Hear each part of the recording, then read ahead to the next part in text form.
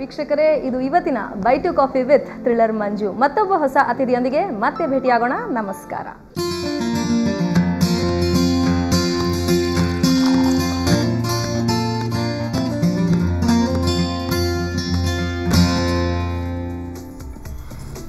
S, ಭಾವನಂಗೆ coffee ಕೊಡಿಸಿದ್ದೀನಿ ನಾನು. ನೀವು coffee ಕುಡ್ದಿದ್ದೀರಾ ಅಲ್ವಾ? ಅಲ್ಲ, Vijaya by two coffee with thriller Manju, Soumya by two coffee with Bhavana ಗೊತ್ತಾಗ್ತಾ ಇದೆ ಅಲ್ವಾ?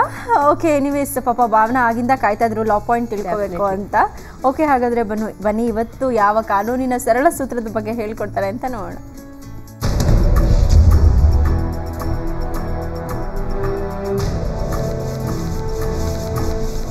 ಸ್ನೇಹಿತರೆ, ಲಾ ಪಾಯಿಂಟ್ಗೆ ಸ್ವಾಗತ. ನಾವು ನೋಡ್ತಾ ಇದ್ದೀವಿ ಪಾರ್ಟ್ನರ್ಶಿಪ್ ಫರ್ಮ್ ಅಂದರೆ ಪಾಲುದಾರಿಕೆ ಸಂಸ್ಥೆ ಬಗ್ಗೆ. ಈ ಪಾಲುದಾರಿಕೆ ಸಂಸ್ಥೆ ಪ್ರಾರಂಭ ಮಾಡೋದಕ್ಕೆ ಕನಿಷ್ಠ ಇಬ್ಬರು ಬೇಕಾಗುತ್ತೆ. ಮ್ಯಾಕ್ಸಿಮಮ್ ಅಂದರೆ ಗರಿಷ್ಠವಾಗಿ 20 ಜನ ಮಾತ್ರ ಪಾರ್ಟ್ನರ್ ಇರೋದಕ್ಕೆ ಸಾಧ್ಯ ಇರುತ್ತೆ. ಈ ಇಬ್ಬರು ಸೇರಿ ಬಂದಾಗ ಒಂದು ಡಾಕ್ಯುಮೆಂಟ್ ಮಾಡಬೇಕಾಗುತ್ತೆ. ಅದನ್ನೇ ಪಾರ್ಟ್ನರ್ಶಿಪ್ ಡೀಡ್ ಅಂತ ಹೇಳ್ತೀವಿ.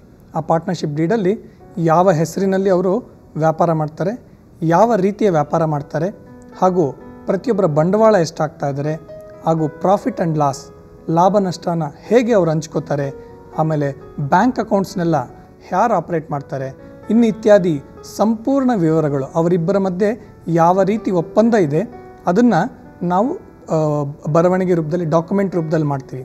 ಈ ಆ್ಯಕ್ಟ್ ಪ್ರಕಾರ, ಪಾರ್ಟ್ನರ್ಶಿಪ್ ಆ್ಯಕ್ಟ್ ಪ್ರಕಾರ ಪಾರ್ಟ್ನರ್ಶಿಪ್ ಅನ್ನೋದು ಕೇವಲ ಡಾಕ್ಯುಮೆಂಟಲ್ಲಿ ಇರಬೇಕು ಅನ್ನೋ ಅಗತ್ಯ ಇಲ್ಲ. ಈವನ್ ಓರಲ್ ಬಾಯಿ ಮಾತಿನಲ್ಲಿರೋ ಪಾರ್ಟ್ನರ್ಶಿಪ್ ಕೂಡ ಲೀಗಲಿ ವ್ಯಾಲಿಡ್. ಆದರೆ ಅದಕ್ಕೆ ಆದ ಒಂದು ಲಿಮಿಟೇಷನ್ ಇರುತ್ತೆ. ಉದಾಹರಣೆಗೆ, ನೀವು ಪಾರ್ಟ್ನರ್ಶಿಪ್ ಬಾಯಲ್ಲೇ ಮಾಡ್ಕೊಂಡಿದ್ದರೆ ನೀವು ನಿಮ್ಮ ಒಂದು ಸಂಸ್ಥೆಗೆ ಏನಾದರೂ ವ್ಯಾಜ್ಯ ಬಂದಾಗ, ಲಿಟಿಗೇಷನ್ ಬಂದಾಗ, ಆ ವ್ಯಾಜ್ಯದ ಬೆಲೆ, ಆ ಲಿಟಿಗೇಷನ್ ವ್ಯಾಲ್ಯೂ 100 ರೂಪಾಯಿಗಿಂತ ಮೇಲ್ಪಟ್ಟಿದ್ರೆ ನೀವು ಕೋರ್ಟ್ಗೆ ಹೋಗೋಕ್ಕಾಗಲ್ಲ. ಹಾಗಾಗಿ ನಿಮಗೆ ಬೇರೆ ದಾರಿ ಇಲ್ಲ, ನೀವು ರಿಟರ್ನ್ ಡಾಕ್ಯುಮೆಂಟ್ ಮೂಲಕನೇ ಪಾರ್ಟ್ನರ್ಶಿಪ್ ಡೀಡ್ ಮಾಡ್ಕೋಬೇಕಾಗತ್ತೆ. ಈಗ ಈ ಪಾರ್ಟ್ನರ್ಶಿಪ್ ಡೀಡ್ನ ಕರ್ನಾಟಕದಲ್ಲಿ ಸ್ಟ್ಯಾಂಪ್ ವ್ಯಾಲ್ಯೂ ಬಂದುಬಿಟ್ಟು 2,000 ರೂಪಾಯಿ ಇದೆ. ಅಂದರೆ ಈ ಪಾರ್ಟ್ನರ್ಶಿಪ್ ಡೀಡ್ಗೆ 2,000 ರೂಪಾಯಿ ಮುಖಬೆಲೆಯ ಸ್ಟ್ಯಾಂಪ್ ಪೇಪರ್ ಮೇಲೆ ನಾನು ಈ ಮುಂಚೆ ಹೇಳ್ದಂಗೆ ಎಲ್ಲ ವಿವರಗಳನ್ನು ಒಳಗೊಂಡಂತೆ ನೀವು ದಾಖಲೆ ಮಾಡಬೇಕಾಗುತ್ತೆ. ಅದರಲ್ಲಿ ಎಲ್ಲರೂ ಸಹಿ ಮಾಡಬೇಕಾಗುತ್ತೆ, ಎಲ್ಲ ಪಾರ್ಟ್ನರ್ಸು. ಈ ಸಹಿ ಮಾಡಿದ ಡಾಕ್ಯುಮೆಂಟ್ನ ರಿಜಿಸ್ಟರ್ ಆಫ್ ಫರ್ಮ್ಸ್ ಅನ್ನೋ ಒಂದು ಸಂಸ್ಥೆ ಇದೆ, ಅಲ್ಲಿ ಹೋಗಿ ನೀವು ನೋಂದಣಿ ಪತ್ರ ಪಡಿಬೇಕಾಗತ್ತೆ. ಆವಾಗಲೇ ನಿಮ್ಮದು ಒಂದು ರೆಕಗ್ನೈಸ್ಡ್ ಪಾರ್ಟ್ನರ್ಶಿಪ್ ಫರ್ಮ್ ಅಂತಾಗುತ್ತೆ. ಈ ರೆಕಗ್ನೈಸ್ಡ್ ಪಾರ್ಟ್ನರ್ಶಿಪ್ ಫರ್ಮ್ ಮಾಡೋದು ಹೇಗೆ, ಯಾವ ರೀತಿಯ ಒಂದು ಫಾರಮ್ಸ್ನ ರಿಜಿಸ್ಟ್ರೇಷನ್ ಸರ್ಟಿಫಿಕೇಷನ್ ಅವ್ರು ಕೊಡ್ತಾರೆ, ಅದರಿಂದ ಏನು ಅಡ್ವಾಂಟೇಜಸ್ ಇದೆ ಅನ್ನೋದನ್ನು ನಾಳೆ ನೋಡೋಣ ಸ್ನೇಹಿತರೆ. ನಮಸ್ಕಾರ.